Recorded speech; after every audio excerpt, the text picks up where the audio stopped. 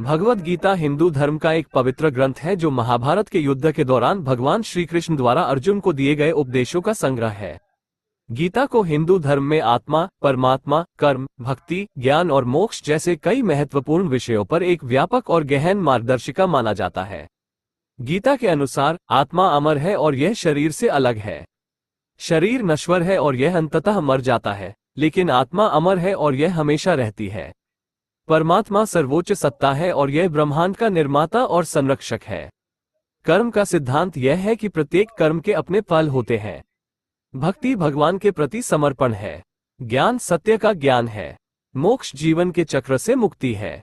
गीता में भगवान श्री कृष्ण ने अर्जुन को बताया कि जीवन का उद्देश्य आत्मा को परमात्मा से जोड़ना है। ये कर्म, भक्ति, ज्ञान और मोक्ष के मार्ग पर चलकर किया जा सकता है।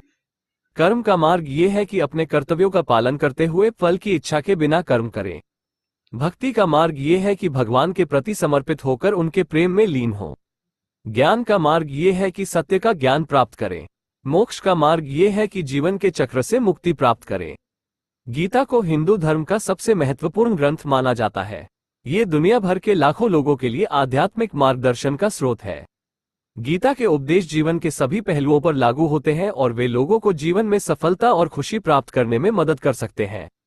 यहाँ कुछ महत्वपूर्ण उपदेश दिए गए हैं जो गीता में दिए गए हैं। कर्म का सिद्धांत, प्रत्येक कर्म के अपने फल होते हैं।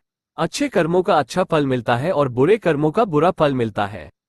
भक्ति, भगवान के प्रति समर्पण जीवन का सर्वोच्च लक्ष्य है। ज्ञान, सत्य का ज्ञान प्राप्त करना जीवन का एक महत्वपूर्ण उद्देश्य है।